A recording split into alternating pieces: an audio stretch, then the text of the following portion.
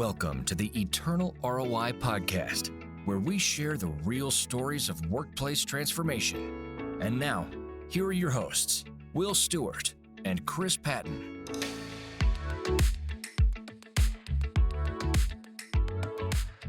Welcome to the Eternal ROI podcast. I'm Will Stewart, joined as always by Chris Patton, CEO of His Way at Work. Hey, Chris. Will, how you doing? Doing great. Man, glad to be here today. Yeah, me too. I'm excited about introducing a friend of mine I've known for the last, I'm thinking 5 years or so. Yeah. Darren Shearer. Darren, and I'm going to let him tell you about all of his various jobs, because literally if I tried to remember all of them, I'd screw it up somehow. So I've met Darren several years ago, a blog that I had and some work that he was doing, and we just kind of connected. And so we've just reconnected again the last month or so, and this is going to be good. This will be helpful. I can't wait. Welcome, Darren, to the show. Yeah, good to be with you guys. Thanks for having me. Our pleasure. So for those who aren't familiar with you, just let us know kind of a little bit, tell the brief overview of. Since I did such a good job with his bio, right? It was good, but maybe you might could do a little better. Yeah, so Chris and I found Chris. I don't remember exactly how we got connected, but I know that Chris had been writing and speaking on the subject of Christ-centered companies and this whole concept. And that was a journey that I had been on. I think our paths just kind of converged through that. I was in the Air Force and kind of had this mindset that ministry was this thing that happens in a church building or through a churchy type program. And I was leaving the base one day there at Barksdale Air Force Base in Louisiana. And the Lord spoke to me and said, this base is your ministry. I was about to go out and do some good volunteer work through my local church, and all well and good. And thank God for the volunteer work that happens and that we really ought to do, and tithing our time and so forth.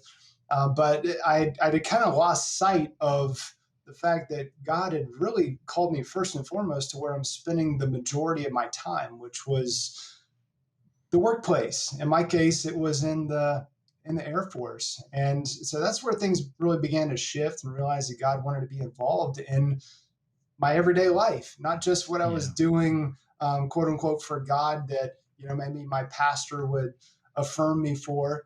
And so I ended up going into seminary, not with the intention of going to plant a church or anything like that, but because I wanted to really go deeper into the things of God and understand what His will was for the marketplace, and study that on a theological level. And then went to business school, and from business school, that's where I started a book publishing company that I've been running for the last 8 years. So we help inspiring Christ-centered thought leaders to craft and publish their messages into all spheres of influence. C.S. Lewis said, we don't need more Christian books. We need more books written by Christians. And so that's really our approach as well.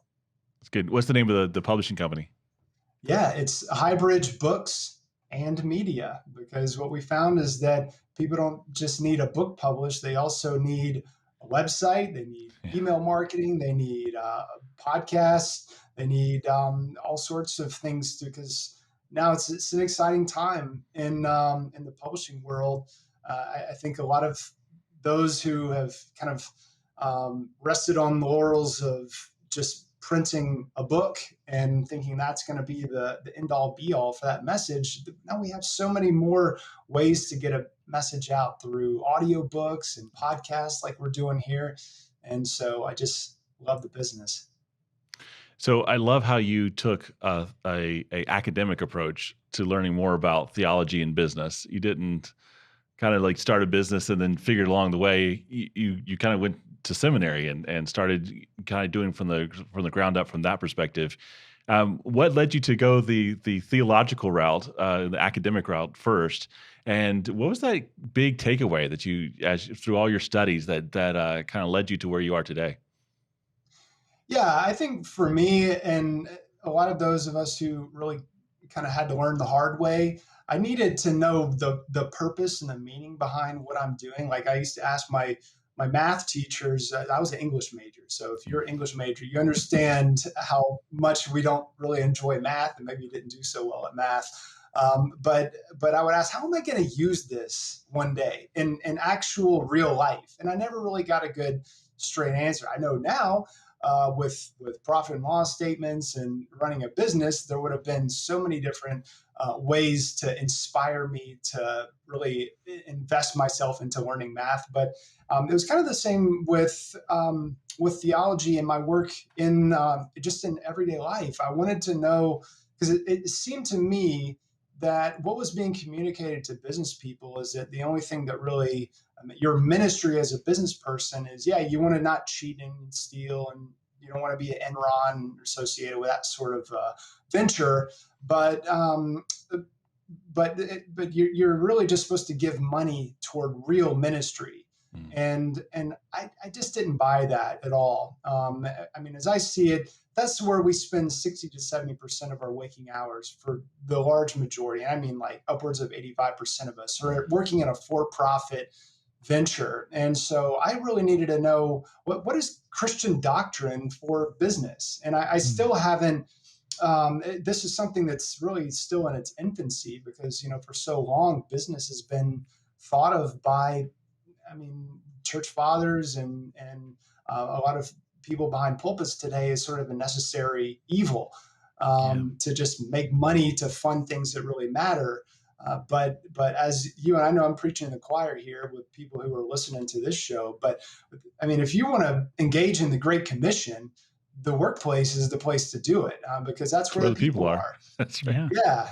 And so the big aha moment, from seminary, our practical ministry courses, unfortunately, they didn't give me what I really had to do this on self-study, and just the way that I directed my own research papers and so forth. But because a lot of the practical ministry courses are how do you run a church service and things like that, and just not so practical theology is theology. If it's not practical, really, what good is it? But I did take a course called Biblical Models of Discipleship, and that was really the moment where it really clicked that what we're doing here, whether you're standing behind a pulpit, standing behind a cash register, sitting behind a computer, as a virtual assistant, whatever you're doing, our calling ultimately is to make disciples. Yeah. So true.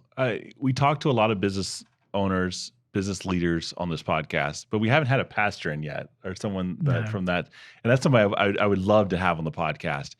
But how should, if there's, I don't know if there are pastors that are listening or church leaders that listen to this podcast, but how should they start looking at the businesses and the business leaders in their church? Yeah. And I know I'm sure you would agree with this. You got a pastor sitting right next to you. Chris is the pastor of a company. He's got a pastor's heart, just seeing what he did in that dealership. I think those are the types of examples that we need. And I know that's not exactly the question you asked, but I just always want to take that opportunity to just remind ourselves that really what we're all called to make disciples. And so that's pastors, teachers, evangelists, and they're all out in the workforce, not just standing behind a pulpit. But I think pastors and business people have so much in common.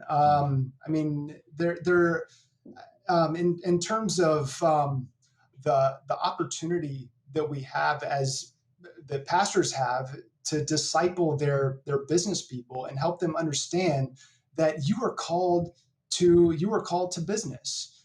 And so I think pastors really should learn what they can about discipleship. There's a lot of discipleship that can happen in a 2-hour church service, but there's a whole lot more that can happen out in the workplace. I think pastors could learn a lot about practical ministry from business people. Yeah. So I don't put like a ton of pressure on pastors and I know that there's been a lot of people getting upset with pastors. It's like, why don't you affirm my work in the workplace? Like Mm. they have their workplace, and that's in a Yeah, church building. it's true. And so like I don't go into Chris's dealership and say like, why don't y'all sell baby food here? It's just not. It's just not there. I mean, do babies need food? Yeah, absolutely. There's a valuable service to be provided there, but they provide a different service that is just as valuable. And so I don't go to my pastor and say, why don't you teach business and biblical principles of business? And that's my job. That's y'all's job. That's those of us who are called to be teachers and pastors out in the workplace. That's what we're called to do. Yeah, that's a great point, Darren. You can talk, and I've even been guilty of this. You can talk to pastors, or you can talk to business, especially business people, and this is a broad brush, but a majority will say, I feel like I go to church, I am encouraged, make money and give it, serve on the finance committee, and don't tell me where all the mistakes are in my processes in my church business. Just, you stay in your lane, I'll stay in mine as the pastor. And like you said, many ask, why am I not hearing from the pulpit, take your business, use it in this way, let God do so and so and so and so, and here are the practical steps. And while, yes, that would be good, okay, if I could snap my fingers and suddenly the majority of pastors could understand the business mindset, the language, communicate, and disciple those business leaders in that direction, that would be great. Yeah. But it's not going to happen, number one. Number two, it really assumes it's their job to feed us. Right. Instead of, why don't I just take my Bible and start reading it every day? We just had an episode, last one, with a car dealer, shocking, but talked about how he tried for 8 years to do what kind of ministry he could in the business, and he couldn't really figure it all out until he started actually reading the Bible every day. And then suddenly the scripture came alive. The Holy Spirit starts doing things in him. The book that lays in front of us could lead us exactly where we need to be. We don't need to we should not rely on going into the church on Sundays to be fed and hope that carries us throughout the week. We need to be feeding ourselves. Yeah. So Yeah. I apologize, I think soapbox, but It's good. Yeah, I mean, because again, it is about making disciples. It's not go into all the world and make a profit or build churches. It's make disciples, and so Jesus said, when a student is fully trained, he will be like his teacher. So if you're going to be discipled by your pastor, well, the concept of discipleship is you're taking on that rabbi's yoke and following them in all aspects of life, in business and family, and so this is why typically when a church will start like a leadership program or something like that, what are they really trying to do? They're trying to make disciples. That they want people to kind of become like on staff at the church, and to do the work of the institutional church incorporated, like on Sunday, because it takes a whole lot. I mean, that's a pretty massive industry, as we all know. But if you want to be discipled for business, and this is the path that God has called you to, you got to find somebody that's in business is at least a little bit further ahead of you, to help you grow and be all that God has created you to be in that particular calling. That's a great point. I was speaking with a guy just this past weekend who put himself through college. This has probably been 15 years ago, but put himself through college selling Cutco knives. And he went through his secret sauce, so to speak, because this guy, as a college sophomore, was number 6 in the nation for Cutco in sales. He was a natural, but he had his own way of doing it. He had his own approach. And I said, well, I know you're in a different business now. He works with Chick-fil-A now. He's up in their corporate headquarters. But I said, do you pour into some of those Cutco young folks, when you were there, would you pour into them and teach them what you had learned and that kind of thing? And he said, you know what? I've tried so many times to speak to someone at Cutco or speak to one of these young guys that is going through it, and he doesn't want to hear what I have to say. Won't even give me the time. Yeah. And the point being, too often, there are plenty of mentors out there. There are plenty of business owners that have gone down this path that are further down and could turn around and help. And they're willing. They're willing to share what they've learned, but nobody's asking.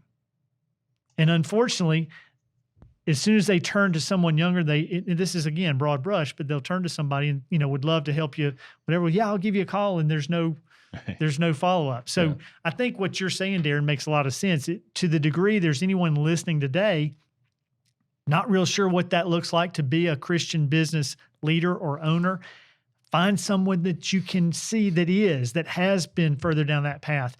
Get some input from them. Also read the Bible itself and learn, take Proverbs as a business manual and read that book with your business glasses on. That'll open your eyes. Yeah. But there are just so many different ways to go down that path rather than saying, well, the pastor's not teaching it, so I guess I'm out. Yeah. I mean, the pastor's they're not going to teach it. Like they're trying, if you got 52 sermons a year that are maybe, 30, 45 minutes, how many different topics can you cover? I mean, and everybody wants them to cover politics and the abortion and addressing young people and addressing every different issue and those are all important issues. But that's why God has called us to equip the saints for the work of ministry. And so it's those of us who are in business who are called to make disciples for business, for this particular aspect of life. Because if we don't do it, I mean, our pastor is not going to do it, and we ought not to get upset with them about it, because they're trying to preach the most broad brush sermon that they can preach that's going to be relevant to their audience. Like, why would you preach a sermon about business if you know that even 20% of the audience is in business? Yeah, it's a good point. So one of the things that you've done is you've published a couple books. So tell us a little bit about each of them, and I know of two at least. There may be more, and kind of what those topics are about, and what led you to write them. Yeah, so they're two the two that are probably the most relevant. I have written three, but the two probably most relevant to this audience would be Marketing Like Jesus, 25 Strategies to Change the World. So I'm just fascinated by marketing and getting a message across, and I love Jesus. So I just started reading the Gospels and looking at wow, Jesus is the most incredible influencer of all time. And I wanted to be able to identify some of the strategies and tactics and principles that Jesus seemed to be applying in his ministry to get his message across, so that I could then apply those in my business. So it's not necessarily like, here's evangelism strategies for sharing the gospel. It's whether you're a Christian or not, you're going to get something out of this book. I mean, for example. Yeah. So having a target audience. I work with a lot of authors, and I'll always ask them, who is this book for? And a lot of times I'll get the response, well, this book is for everybody. Jesus loved everybody. God so loved the world that he sent his only begotten son. But Jesus on earth, during his finite time here on earth in the flesh, he says, I have come for the lost sheep of the house of Israel. So this is a very specific ethnic group. And then even a group within that ethnic group, which are on the fringes of society. And this is why he spent his time primarily in the places on the fringes, like out in the country. And he didn't really spend too much time in the city. He spent his time out with the ordinary, everyday folk. And that's who he brought onto his core team. And so I think there's a lot to be learned there for those of us that we're afraid of missing it when it comes to targeting an audience or targeting a certain customer demographic, that if I aim at that target. I'm going to miss everybody else. No, that's not what's going to happen. Like Zig Ziglar is famous for saying, if you aim at nothing, you'll hit it every time.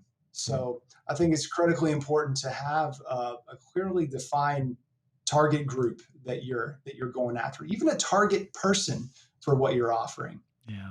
That's awesome. I love that perspective, looking at marketing through the eyes of Jesus' ministry. That's good. So you also have the Marketplace Christian. Tell us about that. Yeah. So the Marketplace Christian is a practical guide to using your spiritual gifts in business. And so I think one of the greatest heresies today is that spiritual gifts are only to be used inside a congregational setting, like in a church building. During a service where there's the point man behind the pulpit that's kind of quarterbacking things. The gifts are so Paul talks about the gift of administration.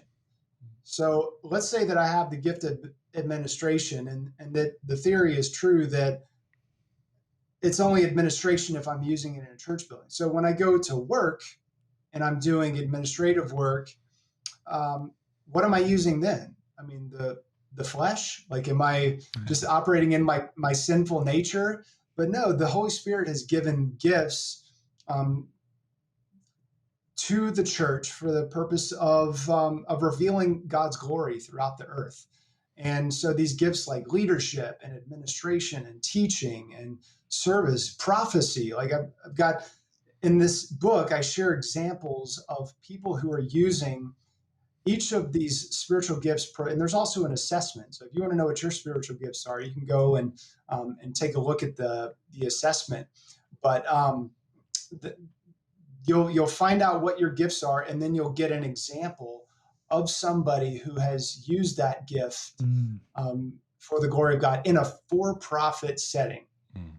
And so it doesn't mean that your gift is always going to make money, or that you should always charge for using your spiritual gift or something like that.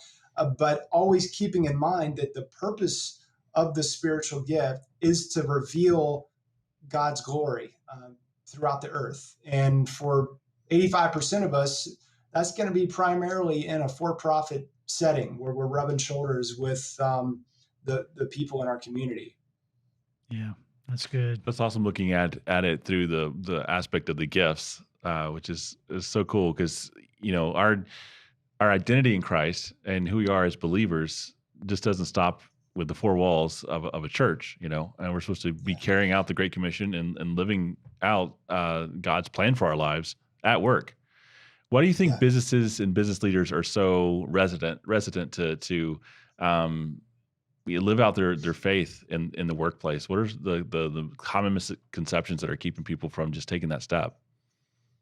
Yeah, I think it's a lack of discipleship. I think it always goes back to discipleship. And like, for example, in that biblical models of discipleship class that I took in seminary, the professor asked everyone to raise your hand if you had never been discipled. Like, if there has never been a person that knew you by name and was intentional about your personal spiritual growth. And 80% of the hands went up and said, we have never been discipled. This is a master's level seminary course. And so these are the people that are going to become our pastors that are going to be standing behind pulpits. And I like to make the distinction, pulpit ministers, marketplace ministers, because we're all, there's pastors everywhere.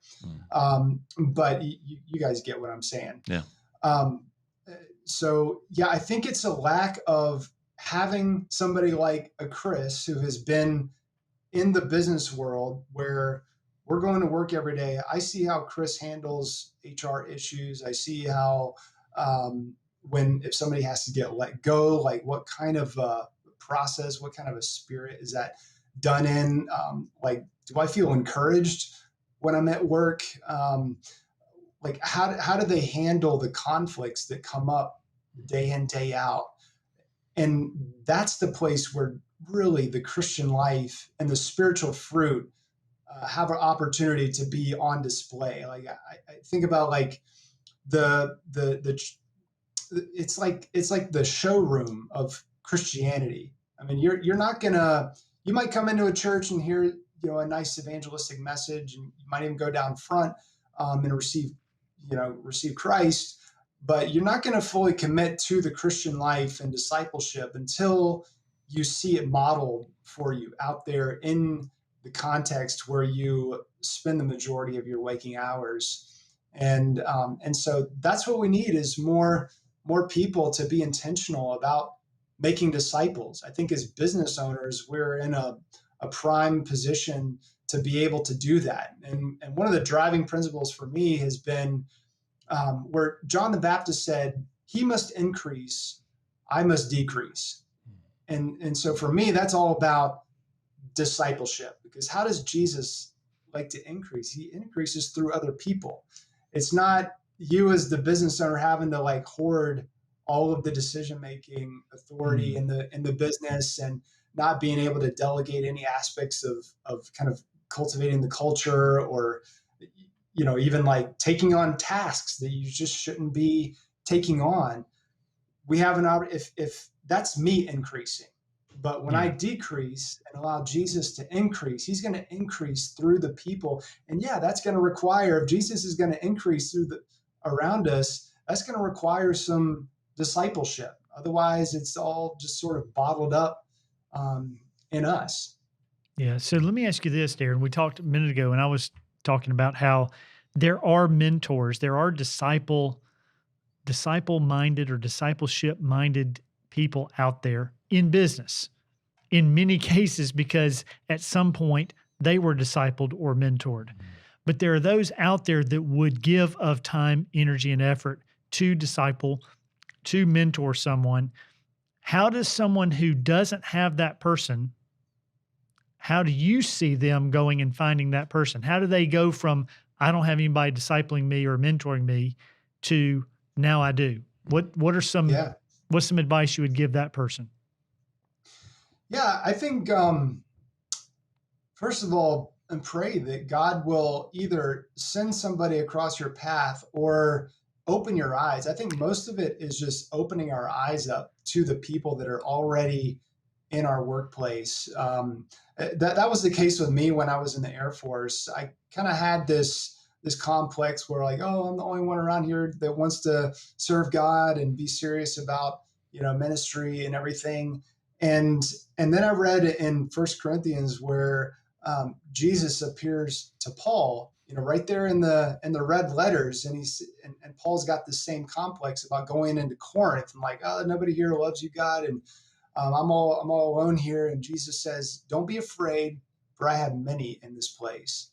And I think that's the case with the workplace. Most of the time, there's going to be somebody around but they don't have the paradigm to understand that, oh, wow, I could take somebody under my wing here in the workplace and kind of help to model the things. Just be more intentional and about checking in with that person about how they're doing and how they're navigating the tough decisions that they have to make there in the workplace, whether interpersonally or dealing with a financial issue. But if you're really hungry for that, I think you'll find somebody. I think the people on this show, they probably already have that mindset that they know they need to be making disciples. So then it's just a matter of, as like John the Baptist said, he must increase, I must decrease. So find ways to decrease and bring other people along to then delegate decision-making opportunity, to delegate tasks, like even just small things, so that you can start to go deeper into that relationship with that person. Yeah, I love how you said open your eyes. Pray first, right? The very first word out of your mouth after my question was, well, pray and ask God to send somebody to you, and then pray to open your eyes, because literally they may be standing right in front of you and you've just never thought, one, well, if I ask them, that's going to be awkward. I don't know if they'll have the time. They're too important. They're too busy. Frankly, if, like you said, if they've got the mindset and somebody standing in front of them shows hunger and says, I want to learn and I'm watching you and I see what you're doing and I want to do something similar. Would you, if I bought you a coffee once a month, would you sit down with me for an hour? Right? Things like that. So my And there's encouragement. plenty of groups. I was just going to add, there's plenty of groups that would love to have you come on board, like FCCI and C12 and through Theology and Business Institute. We've got one called Cornerstone Advisory Groups, but there are so many groups out there that you could join. So sometimes there could be some conflict of interest there in the workplace to be able to feel like it's a safe place to have some of those hard conversations. But maybe start out by reaching out to one of those third-party organizations, like some of the ones that I mentioned, Convene. There's lots of them. So I know I cut you off. That was just the last part. No, that's a great point. Great point. Yeah. So there's no excuse for a business owner who wants to live the mission that God's given them. Like there's so many ways to go about it and serve God. You know, it's not just in church. I love how you bring out discipleship and pouring into somebody and then seeking others to pour into you. That's so good.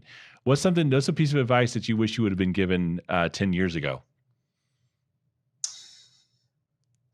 I think, I guess what I started to allude to in that last response about finding a peer advisory group, finding those mentors, and we don't need to get hung up on this term mentor, because I know that can carry a lot of baggage where there's expectations are not managed well. Like maybe you think that person is going to write the ticket for your success or something like that. That's just not really what it typically ends up being. But just somebody that you can go to and say, I've got this hard decision to make. This is what I'm thinking I ought to do. You know, what would you do in that situation?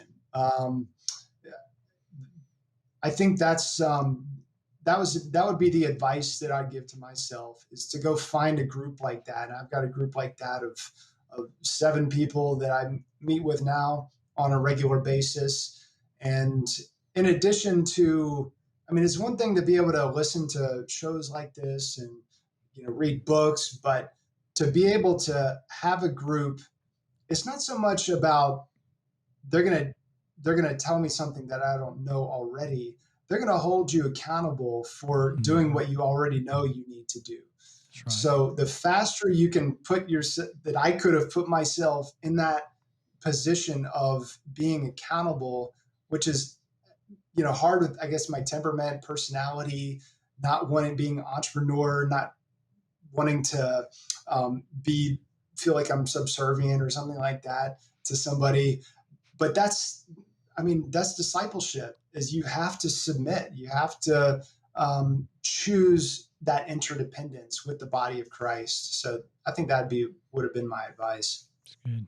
That's a powerful lesson. That's something that I've had to learn this year, of just the power of having a network around you, because it's easy for business leaders to kind of be a lone wolf type people, and just to be like, I got this, and maybe you have a few self-help resources kind of thing, but you're not going to really get deep. But, when you get deep, you get vulnerable, and you're letting other people, like you say, kind of have a little bit of control in your life and submitting to their authority and their supervision, So yeah, it's a humbling thing, but there's so much value in it. There's so much worth in doing that.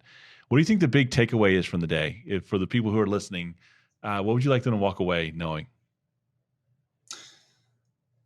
I think if you don't have that accountability in your life, and I mean, from somebody like in the classic book, Business by the Book by Larry Burkett, he talks about getting that spiritual guidance and spiritual mentorship, really talking about discipleship, even though I don't think he uses the term. But we get so much guidance from the world on business, on how to build a business, how to do SEO, and how to hire and fire, look for the right people, things like that. And it's like he says in the book, it's not the advice that they give, it's what they don't give. And specifically the lack of spiritual insight, he says.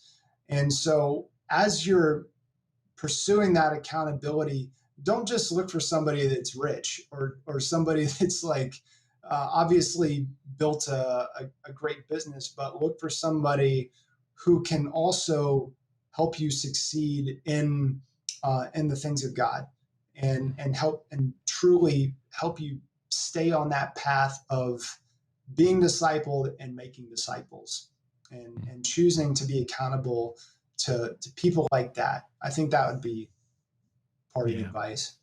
Oh, I love that. So good. I love your perspective. You've said some timeless truths today and it just kind of in a unique way, and it's got me some stuff to think about. So I appreciate your perspective, and I encourage everybody, check out Marketing Like Jesus. I'm going to be buying it as well, and the Marketplace Christian. And you also have some podcasts too, right? The Theology of Business podcast, and you have one other, right? Yeah, Christianity and Business. And I host that for Houston Baptist University's Center for Christianity and Business. Awesome. So if you want to learn more about Darren Shearer, go there, check all that out. But Darren, thank you so much for your time. It was great chatting with you. Yeah, it was a pleasure. Thanks for having me on. Thank you for listening to another episode of Eternal ROI. If you like what you heard, we would love for you to take a moment and leave us a review and share an episode with somebody you know. If you are inspired to begin bringing the power of God's love into your workplace, take a moment and check out our free assessment at hwaw.com. It'll only take you a few moments. It'll give you a snapshot of what your company looks like and maybe some ways to move forward. Just click on the link in the show notes, and we'll see you next time.